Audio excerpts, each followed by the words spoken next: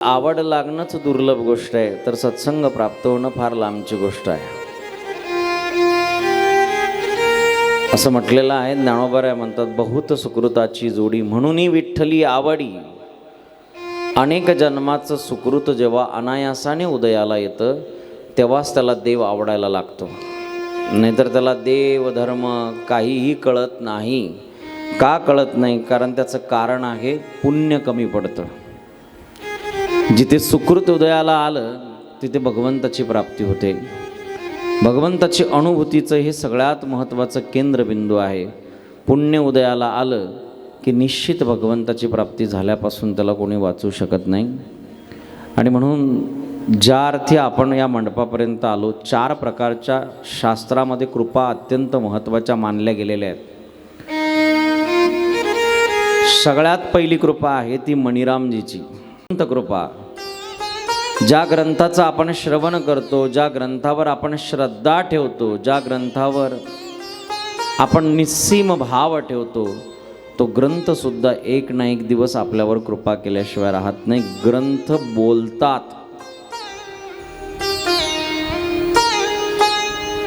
आमचे गुरुदेव होते,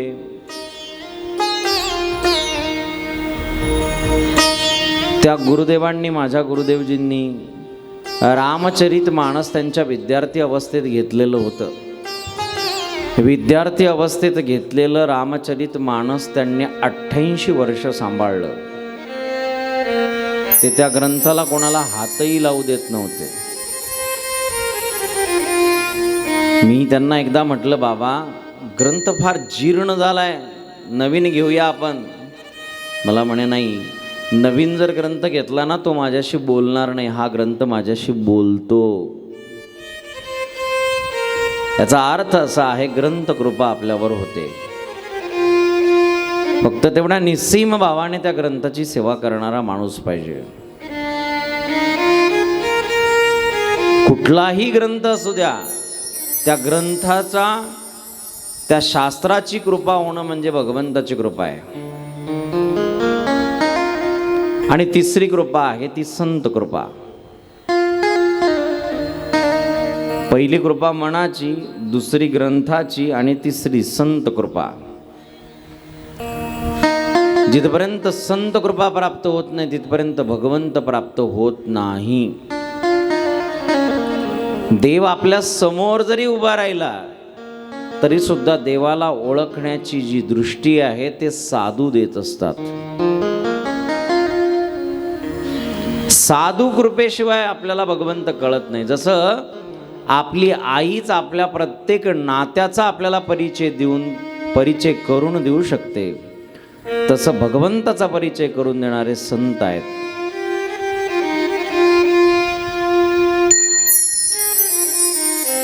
देव तुमच्या समोर जरी आला ना तरी ओळखता येत नाही. मोठ्याचं उदाहरण सांगतो म्हणजे लक्षात येईल. रामचरित मानसचे लेखक श्री संत तुलसीदासजी महाराज यांनी रामायणासारखा अद्भुत ग्रंथ लिहिला. आणि ग्रंथ लिहिल्यानंतर ज्या भगवंताचा ग्रंथ लिहिला त्याचं एकदा तरी दर्शन व्हावं अशी आस तुलसीदासजींच्या मनात लागली. कधी तो भगवंत मला भेटेल, कधी मला त्याचं दर्शन होईल. या दर्शनाच्या इच्छेचा परिणाम एक दिवस चित्रकूट धामाला तुलसीदासजी महाराजांना हनुमंतजींची भेट झाली. आणि हनुमंतजींची भेट झाल्यानंतर दुःखी तुलसीदासजी महाराजांना बघितलं आणि तुलसीदासजी महाराजांना विचारलं, हे तुलसीदासजी, आपण का दुःखी आहात? काय कारण आहे? कारण लौकिक दुःख तर संताला कधीही दुःखी करू शकत नाही, मग तुम्ही का दुःखी आहात? तेव्हा तुलसीदासजी महाराज सांगतात, अहो हनुमंतजी, मी ज्या भगवंताचं चरित्र लिहिलंय ना, एकदा तरी तो प्रत्यक्ष मला भेटावा ही माझी इच्छा आहे. जिज्ञासूचं हे लक्षण आहे. कायमी उद्धार पावेल, काय कृपा करील नारायण. ऐसे सांगा तुम्ही संत जन, करा समाधान चित्त माझे. जिज्ञासूचं लक्षण हा अभंग सांगतोय. काय खंड येईल कर्म, पारुषतील धर्म धर्म, कासयाने कळील वर्म, म्हणून श्रम वाटतसे. ऐसी चिंता करी सदा सर्व काळ. ज्याला भगवंताच्या प्राप्तीची इच्छा ज्या जीवामध्ये असेल तो मुमुक्षु आहे. कधी तो देव भेटेल. कारण भगवंताच्या दर्शनाशिवाय मनुष्य जन्माची सार्थकता नाहीये. आपण दुसऱ्या दिवसाच्या प्रश्नांमध्ये ऐकले, जिथपर्यंत देव दर्शन होत नाही, भगवंताची अनुभूती होत नाही, तिथपर्यंत ते मनुष्य जीवन परिपूर्ण आहे असं आपल्याला कधी म्हणताच येत नाही. तुलसीदासजी महाराजांच्या मनात एकच इच्छा आहे, रामप्रभूंचं प्रत्यक्ष दर्शन व्हावं. हनुमंतजी महाराज म्हणतात, अहो तुलसीदास महाराज, रोज रामप्रभू तुमच्याकडे येतात, रोज तुम्ही टीका लावण्याचं काम करतात. म्हटले तुम्हाला अजूनही दर्शन झालं नाही रामप्रभूंचं? रोज तर येत आहेत तुमच्याकडे, तुम्ही रोज तर त्यांना टीका लावतायत. तुलसीदासजी महाराज म्हटले मला तर कधी दिसले नाहीत. हनुमंतजी म्हणतायत, अहो रोज येतात, फक्त रूप बदलून येतात एवढंच आहे, उद्या लक्ष ठेवा. दुसऱ्या दिवशी पहाटे तुलसीदासजी महाराज ब्रह्ममुहूर्ताला उठलेत, स्नान आवरलंय, चंदन घासण्याचं काम करतायत, जो येतोय त्याला लावण्याचं काम करतायत. तेवढ्यामध्ये लखनजी आलेत. लखनजींना टीका लावला, अजूनही ओळखलं नाही की हे लखनजी आहेत. आता रामप्रभूंना टीका लावणार, कारण रूप बदलून आले होते रामप्रभू, तरीही ओळखणार नाही. म्हणून हनुमंतजींनाच दया आली. कारण साधूचं हृदय कसं असतं, संत हृदय नवनीत समाना, नवनीतापेक्षा कोमल साधूचं हृदय असतं. म्हणून हनुमंतजींनी पोपटाचं रूप धारण केलंय आणि वटवृक्षावर बसून एक दोहा गायला. चित्रकूट के धाम पर भई संतन की भीड़, चित्रकूट के धाम पे भई संतन की भीड़, तुलसीदास चंदन घिसे तिलक देत रघुबीर. हे तुलसीदासजी महाराज, तुम्ही ज्यांना टीका लावताय तेच रघुवीर आहेत, तेच राम आहेत. जसं हे कानावर पडलं, तुलसीदासजी महाराजांनी रामप्रभूंच्या चरणावर नतमस्तक झाले. आणि रामप्रभूंचं दर्शन झाल्यानंतर रामप्रभूंनी स्वस्वरूपाचं दर्शन दाखवलं. माझा दृष्टांत संपलाय, मला सिद्धांतापर्यंत तुम्हाला न्यायचं आहे. तुलसीदासजी महाराजांकडे रोज रामप्रभू येत होते, पण तरीसुद्धा तुलसीदासजी महाराजांना ओळखता आले नाही. का? कारण जिथपर्यंत सद्गुरू कृपा होत नाही तिथपर्यंत देव आपल्या समोरून 50 वेळेला जरी गेला तरी देव ओळखता येत नाही. म्हणून देव प्राप्तीसाठी संत कृपा अत्यंत गरजेची आहे. जिथपर्यंत संत कृपा होत नाही तिथपर्यंत देवाची कृपा होत नाही. 3 समीकरण सांगतो तुम्हाला. या समीकरणापैकी एक समीकरण जरी जोडलं तरी समजावं काही काळानंतर आपल्याला देवाची भेट होणार आहे. पहिलं समीकरण आहे का, जब संत मिलन हो जाए, जब संत मिलन हो जाए, एक तेरी वाणी हरि गुण गाए, तब इतना समझ लेना तेरा हरि से मिलन होगा। मन में दूजा कोई न भाए, सब में ही राम दिख जाए, तब इतना समझ लेना तेरा प्रभु से मिलन होगा। हे समीकरण लक्षात ठेवा. पहिलं समीकरण आहे, जब संत मिलन हो जाए. एखाद्या अद्वैती संताचं मिलन झालं की समजून जावं काही काळानंतर आपल्याला देवाची भेट होणार आहे. दुसरं समीकरण आहे, तेरी वाणी हरी गुण गाय. हे आपली जीभ भगवंताच्या नामचिंतनाशिवाय रिकामी राहत नसेल तर समजून जावं एक ना एक दिवस प्रत्यक्ष देवाचं दर्शन होणार आहे.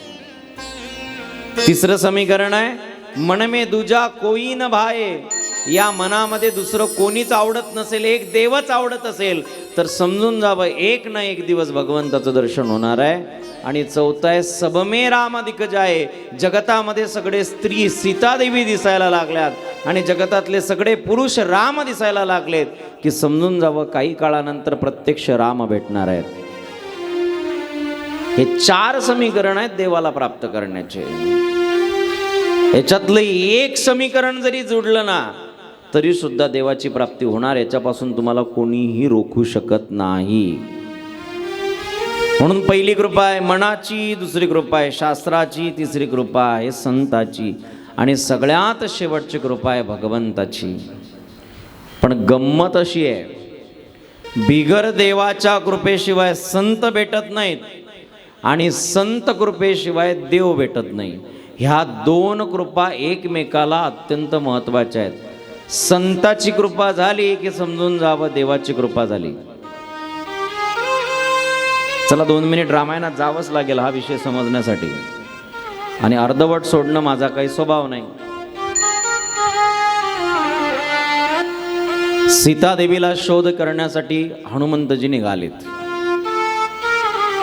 आणि हनुमंतजी निघाल्यानंतर हनुमंतजींनी अनेक राक्षसांना मारत मारत लंकेमध्ये प्रवेश केला. विस्तार करायला वेळ नाही. आणि लंकेमध्ये प्रवेश केल्यानंतर प्रत्येक घरामधून वेगवेगळा वाईट आवाज यायला लागला.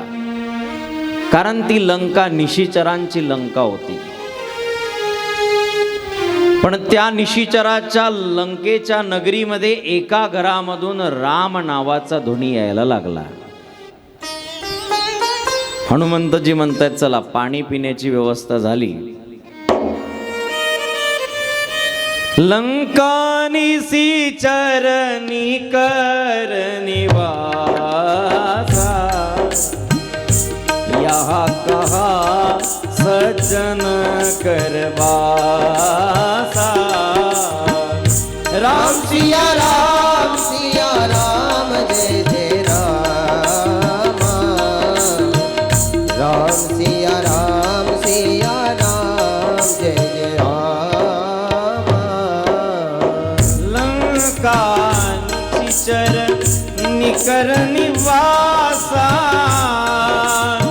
यहाँ कहा सज्जन करवासा. लंका निशिचर निकर निवासा, यहाँ कहा सज्जन करवासा. राम सिया राम जय जय राम. राम सिया राम जय जय राम. हनुमंतजी म्हणतात अरे बापरे, या लंकेमध्ये लंका निशिचर निकर निवासा,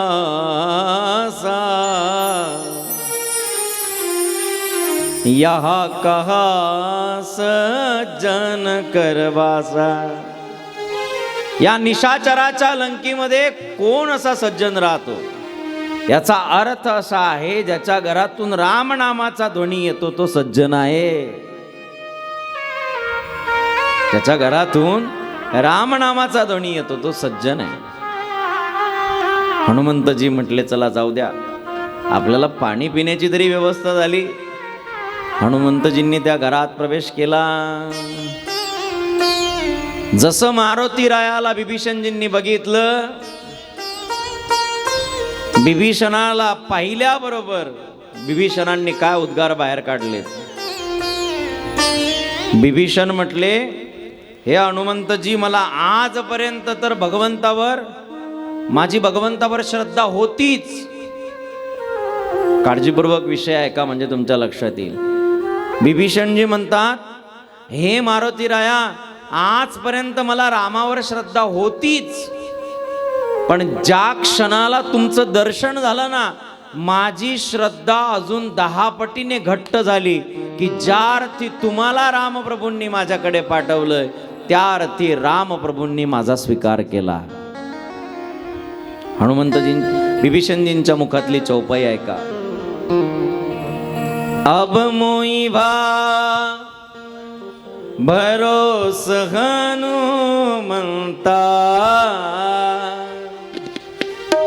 बिनु हरि कृपा मिलही नहीं संता, बिनु हरि कृपा मिलही नहीं संता.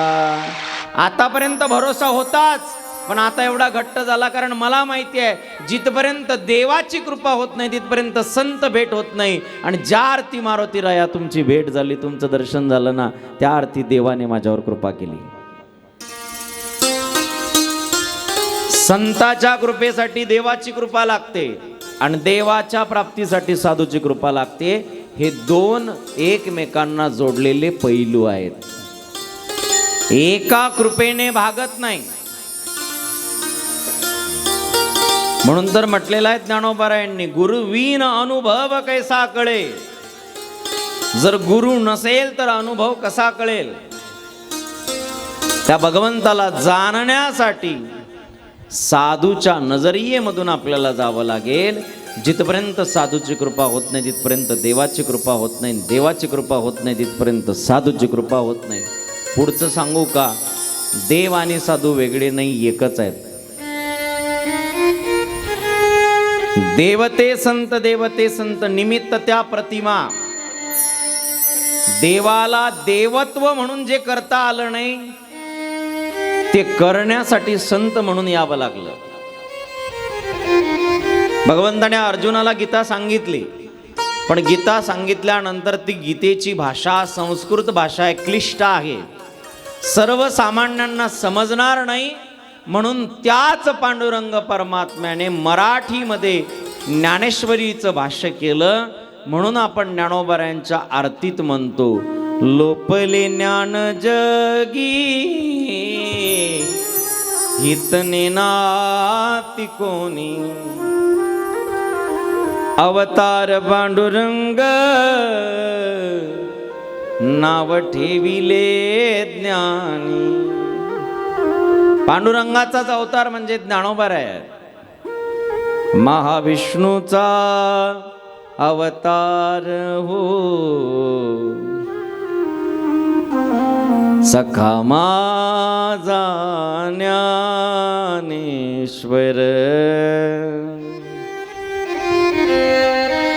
जे देव म्हणून करता आलं नाही तेच कार्य करण्यासाठी संत म्हणून त्यांना पृथ्वी तलावर यावं लागलं. म्हणून संत आणि भगवंत हे वेगळे नाही आहेत, ते एकच आहेत. पुढचं सांगू का? एका वेळेला जर तुमच्या घरामध्ये संत आणि देव दोघंही आले तर कोणाचं पूजन करणार आधी?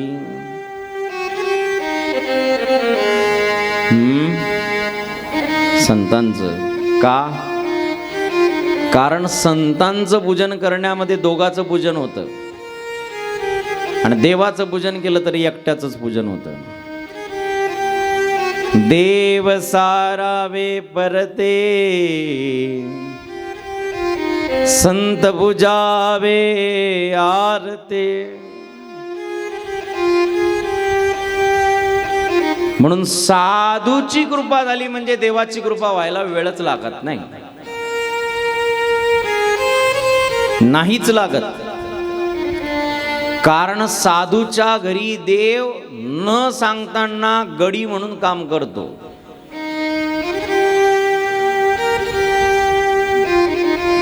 संभाजीनगरमध्ये पैठण नावाचं गाव आहे.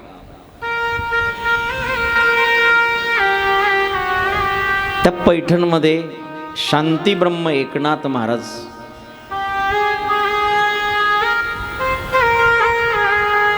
एकनाथ महाराजांसारखे शांत संत जगाच्या पाठीवर झाले नाही. आज नाथ षष्ठीही आहे. म्हणून 2 मिनिटामध्ये फक्त तुम्हाला सांगेल मी, म्हणजे अवांतर तर मी चाललोच नाही, संत कृपेवरच आपलं बोलणं चाललंय.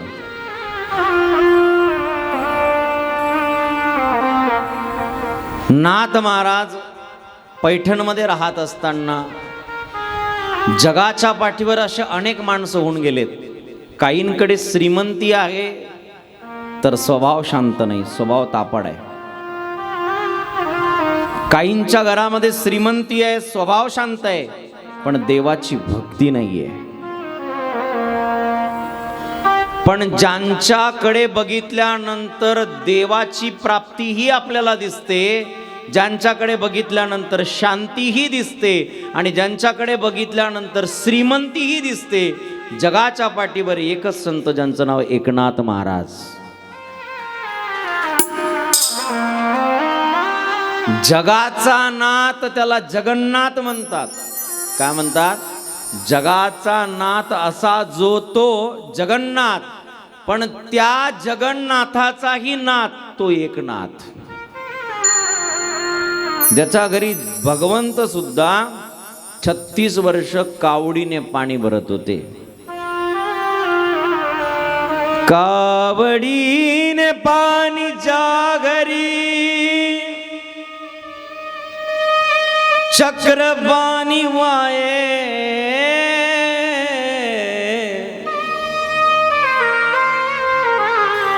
अनन्य भक्ती भावे निळावंदित से पाये. कावडीने पाणी भरण्याचं काम ज्यांच्या घरामध्ये भगवंत करतो त्यांचं नाव एकनाथ महाराज आहे. एकनाथ महाराजांच्या काळामध्ये राहत असताना एक जोगी व्यक्ती त्या गावात राहत होता. त्याला एक सिद्धी प्राप्त झालेली होती.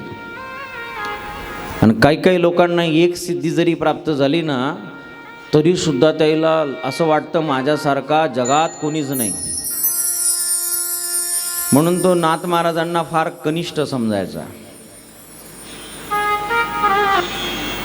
लई कनिष्ठ समजायचा. नाथ महाराज दिसले की म्हणायचं त्याला काय कळतंय, त्याला काय येतंय. एक दिवस नाथ महाराजांचा जो गडी होता ना, ज्याचं नाव श्रीखंड्या होतं, त्या श्रीखंड्याने नाथ महाराजाला सांगितलं, म्हणले त्या बाबाला एकदा जेवायला बोलवा की आपल्या घरी. नाथ महाराज म्हणतायत तू म्हणतोय तो बोलवेल, पण आपल्याच्याने एवढा मोठा थाट होईल का रे त्यांचा, त्याचे शिष्य फार मोठे. हे म्हणले बोलवा तर घरी तुम्ही. श्रीखंड्याने म्हटल्यानंतर नाथ महाराजांना आवडलं, कारण नाथ महाराज पहिलेच दानशूर. नाथ महाराज म्हणले नक्कीच बोलवेल. त्यांना बोलवायला गेले. म्हटले महाराज आमच्या घरी जेवायला येणार का? महाराज म्हटले हो जेवायला येईल, पण म्हटले माझं सगळं वेगळं असतं. मला माझ्या घरापासून तुमच्या घरापर्यंत हत्तीवर न्यावं लागेल. सगळा माझा थाटा माटात सगळा सत्कार झाला पाहिजे तर मी तुमच्या घरी येईल. आता नाथ महाराजांच्या घरी श्रीमंती होतीच. नाथ महाराज म्हणले काही अडचण नाही स्वामी, जसं तुम्ही म्हणसाल तसं. सगळी जयत तयारी केली आणि तयारी केल्यानंतर नाथ महाराजांच्या घरी स्वयंपाक सुरू झाला. आणि स्वयंपाक सुरू झाल्यानंतर इकडे ते बुवा निघालेत. पण ते जेव्हा जेव्हा घराच्या बाहेर पडायचे तेव्हा त्यांच्याकडे जी सिद्धी होती तिच्या पाया पडून घराच्या बाहेर निघायचे. त्या सिद्धीला शोधण्यासाठी निघालेत. घरात कुठंच ती सिद्धी दिसली नाही. घर शोधलं, गल्ली शोधली, कुठेच ती सिद्धी दिसली नाही. विचार करायला लागले, आज कुठे गेली असेल? रोज तर इथेच असते, आज कुठे गेली असेल? खूप वेळ व्हायला लागला म्हणून बिगर दर्शनाचाच हत्तीवर बसला. आणि हत्तीवर बसल्यानंतर जशी हत्तीवरती मिरवणूक निघाली, नाथ महाराजांच्या घरापर्यंत आली.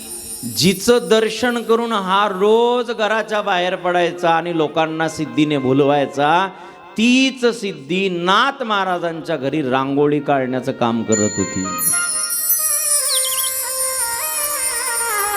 हा ताडकन हत्तीवरून खाली उतरला, सिद्धी जवळ गेला. म्हटलं, आई कुठे गेल्या होत्या तुम्ही? मी तर तुम्हाला शोधत होतो. म्हणे, इथे काय करतायत? सिद्धी म्हटली, सरक बाजूला, बाजूला सरक. म्हणले, का? हे नाथ महाराजाचं घर आहे, इथं माया पाया पडू नको म्हणे, तिकडे हो. म्हणले, का? अरे मी एकटीच आहे असं नाही म्हणे, माझ्या बाकीच्या 7 बहिणी आतमध्ये कामाला आहेत. नुसतं 7 बहिणी नाही म्हणे, आमची जी मालकीन आहे ना, ती सुद्धा इथं घामाघूम झाली म्हणे, झाडू मारून बघ म्हणे. ती म्हणे, तुमची मालकीन लक्ष्मी? म्हणे, हो, ती झाडू मारायला आहे. आणि एवढंच नाही म्हणे, त्या लक्ष्मीचा मालक तो नाथ महाराजांच्या नाही का, ते धोपटी वगैरे सांभाळतोय तो सेवक, ते आमचा मालक आहे. बाबाचं सगळं जीर झालंय. बाबाने नाथ महाराजांच्या चरणावर लोटांगण घातलंय. मला सांगायचं एवढ्यासाठी आहे, देव सुद्धा ज्यांच्या घरामध्ये दास्यत्वाचं काम करतो त्याला संत म्हणतात. म्हणून साधूची कधी अवहेलना होऊ देऊ नका. साधूची कधी अवहेलना, साधूचा कधी अपमान नाही झाला पाहिजे.